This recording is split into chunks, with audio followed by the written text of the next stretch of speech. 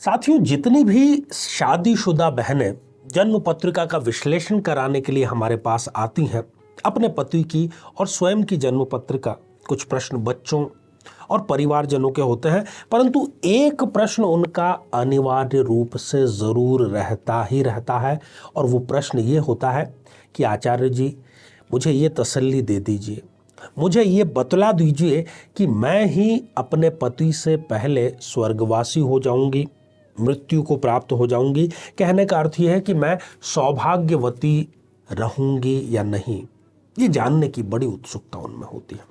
और जहाँ कहीं भी हम देखते हैं तो हमारी सोसाइटी में आशीर्वाद भी यही प्रदान किया जाता है। हर बहन को ये इच्छा ही होती है कि सौभाग्यवती भव या सदा सुहागन, इसका आशीर्वाद उनको प्राप्त हो।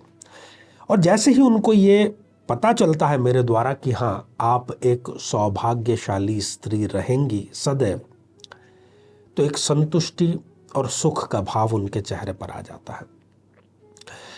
तो इसी बात से प्रेरणा लेकर के हम ये विशेष श्रृंखला लेकर के आए हैं, जिसमें हम ये चर्चा कर रहे हैं कि प्रत्येक लग्न में कब सदा सुहागन योग का निर्माण होता है। एक बात आपको ख्याल रखने की है कि कुंडली मिलाते समय ये बात आपको ध्यान रखनी है कि जिससे आप विवाह कर रहे हैं उसकी जन्म पत्रिका में किसी प्रकार से अल्प आयु का योग न हो।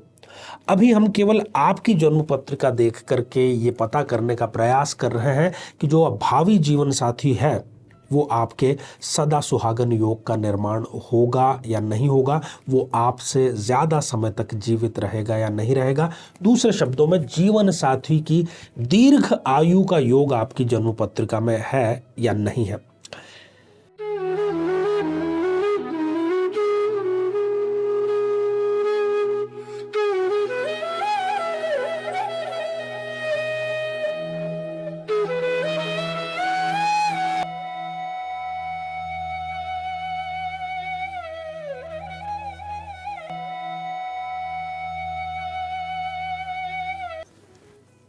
तो मेरे बहुत ही प्रिय और बेहद सम्मानित साथियों, हृदय की असीम गहराइयों से अभिनंदन, बहुत बहुत हार्दिक स्वागत।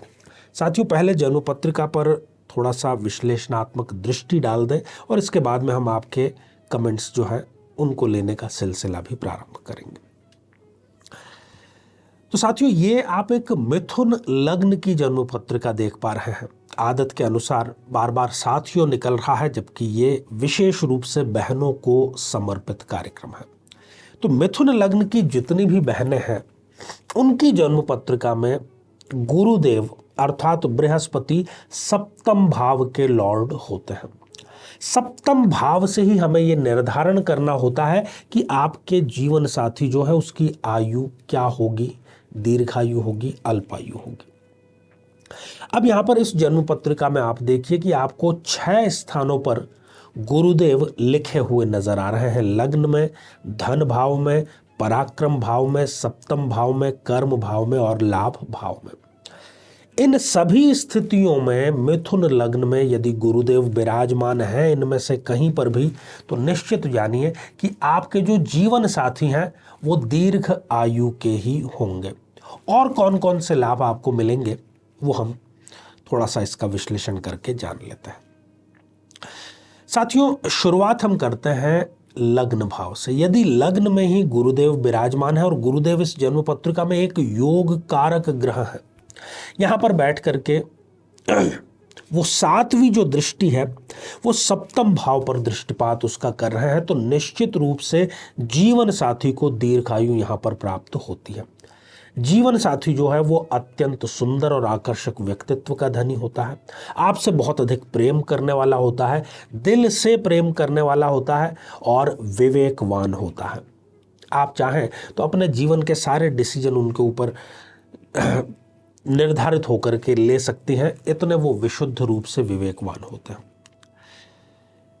यदि किसी बहन की जन्म पत्रिका में द्वितीय भाव में, धन भाव में यदि गुरुदेव है, तब भी जो जीवन साथी है वो दीर्घायु को प्राप्त होता है, स्त्री सौभाग्यवती होती है। और यहाँ पर तो जो जन्म पत्रिका में उच्च राशि के हो गए गुरुदेव, धन संबंधी लाभ आपको निरंतर उनसे मिलता रहेगा और उनकी जो वाणी है वो अत्यंत ही मीठी और आकर्षक वाणी होती है। यदि जन्म पत्रिका के तृतीय भाव में गुरुदेव विराजमान हो जाएं तो वो यहाँ से अपनी 5वीं दृष्टि से सप्तम भाव को देख रहे हैं, तो जीवन साथी को दीर्घायु प्राप्त होती है।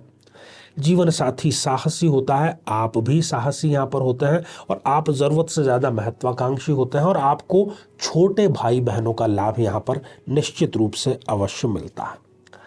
स्वयं यदि गुरुदेव सप्तम भाव में आकर के विराजमान हो जाएं तो वो यहाँ पर हंस नाम के एक पंच महापुरुष योग का भी निर्माण कर देंगे, जीवन साथी को दीर्घायु करेंगे। और आप यदि किसी प्रकार के बिजनेस में हैं तो पार्टनरशिप में आपको सदैव लाभ जरूर मिलेगा इसी गुरुदेव के कारण। भतीजों से आपको सदैव लाभ मिलेगा और दाम्पत्य जीवन के जितने सुख होते हैं वो आपको निश्चित रूप से अवश्य ही मिलेंगे। यदि गुरुदेव कर्म भाव में विराजमान हो जाते हैं तब भी आपका जो जीवन साथी है वो दीर्घायु को प्राप्त करता है, आपके जन्म पत्रिका में सौभाग्यशाली स्त्री का योग बनता है और आपको अपने पिता से विशेष लगाव होता है, पिता से आपको विशेष लाभ भी मिलेगा और आप स्वयं अपने कार्य के विशेषज्ञ जरूर होंगे। सद्गुणों से भरपूर ऐसा व्यक्ति होता है और मिलनसार होता है, जिससे भी मिलता है उसको अपना मुरीद वो अवश्य ही बना लेता है। साथियों, अंत में बात करते हैं गुरुदेव के लाभ भाव में विराजमान होने की। यहाँ पर विराजमान होकर के भी गुरुदेव जो है वो अपनी नवम दृष्टि से सप्तम भाव को देखने का कार्य कर रहे हैं और जीवन साथी को निश्चित रूप से वो दीर्घायु करते हैं और आपको सौभाग्यशाली स्त्री जरूर वो बनाते हैं। आपके एक से अधिक आय के साधन भी यहाँ पर गुरुदेव निर्धारित कर देते हैं। हर एक कार्य में सफलता का योग बन जाता है और बड़े भाई बहनों से आपको लाभ अवश्य मिलता है। अब आते हैं एक मुद्दे की बात पर। आप में से कई का ये प्रश्न होगा कि गुरुदेव जी, मेरे भी गुरु जो है वो फला फला स्थान पर है परंतु मुझे अभी इसका कोई लाभ नहीं मिला। तो आप देखिए कि कहीं गुरुदेव आपके अस्त अवस्था में तो नहीं है। यदि वो सूर्य के साथ में युति करके बैठ गए हैं, अस्त हो गए हैं, तो वो रिजल्ट प्रदान नहीं कर पाएंगे। उनकी आप डिग्रियां देखिए, उनके आप अंश देखिए। यदि वो 0 या 1 डिग्री या 28 या 29 जैसी अंतिम डिग्रियों के हैं तब भी वो आपको लाभ प्रदान नहीं कर पाएंगे। या वो किसी पाप प्रभाव में है, या जैसे कि वो राहु केतु या शनि के साथ में युति करके विराजमान है, तब भी वो इस प्रकार का कोई लाभ आपको प्रदान नहीं कर पाएंगे। साथियों, एक और बात यहाँ पर मैं विशेष रूप से जोड़ता चलूं कि कुंडली मिलान के द्वारा ही पूर्ण रूपेण ये पता चल सकता है कि जो भावी जीवन साथी है उसकी एग्जैक्ट आयु क्या होगी। तो कुंडली मिलान अत्यंत आवश्यक है। केवल गुण मिलान नहीं आपको करना है बल्कि कुंडली मिलान आपको करना चाहिए। और इस प्रकार एक उपाय यदि आप साथ में करते रहें, क्योंकि गुरुदेव आपके सप्तमेश हैं, जीवन साथी के भाव के लॉर्ड हैं, तो आपको निश्चित रूप से उनकी दीर्घायु को प्राप्त करने में भी यहाँ पर स्पष्ट रूप से लाभ होगा। विष्णु सहस्त्र नाम का पाठ नियमित रूप से ऐसी सभी बहनों को करना चाहिए गुरुवार से प्रारंभ करते हुए।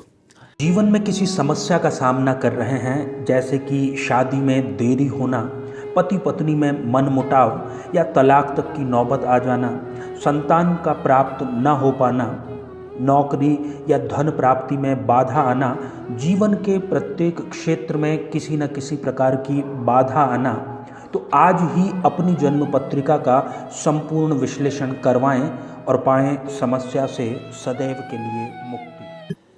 तो आइए साथियों, अब हम बढ़ते हैं आज के हमारे कमेंट के चरण की तरफ। और पहला ही जो कमेंट है ये नाना बंसोड़े इस आईडी से आया है और आपने लिखा है, आचार्य चंद्रकांत जी प्रणाम। गुरुजी, मेरा नाम प्रिया है, मैं महाराष्ट्र से हूँ। मेरी मीन लग्न की कुंडली है, 6ठे भाव में गुरु है, 9वें भाव में शुक्र है, 10वें भाव में राहु मंगल सूर्य और बुध है, 11वें भाव में शनि और चंद्रमा है। तो गुरुजी, मेरी नौकरी कब लगेगी और मेरा वैवाहिक जीवन कैसा रहेगा?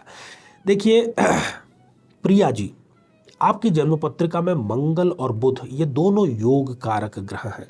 जब भी इनकी दशा अंतरदशा आपको आएगी, निश्चित रूप से आपकी नौकरी भी लगेगी और दाम्पत्य जीवन भी आपका सुखद अवश्य होगा। साथियों अगला कमेंट ज्योति असवानी जी ने लिख भेजा है, आचार्य चंद्रकांत जी, क्या मैं ये व्रत कर सकती हूँ? बिल्कुल कर सकती हैं, आशीर्वाद हृदय की असीम गहराइयों से।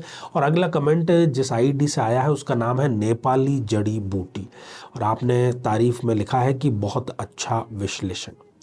तो नेपाली जड़ी बूटी, जो भी आपका असली नाम है, आशीर्वाद हृदय की असीम गहराइयों से। और हमारा प्रयास यही रहता है कि हम शास्त्रीय रीति और अनुभव इन दोनों को संश्लेषित करते हुए एक श्रेष्ठ विश्लेषण आपके लिए लेकर के आए। तो साथियों आज के लिए केवल इतना ही, और श्रृंखला हमारी आगे जारी है इसी मंगल कामना के साथ में कि आप सभी स्वस्थ, समृद्ध और शांतिपूर्वक जीवन व्यतीत करें। नमस्कार।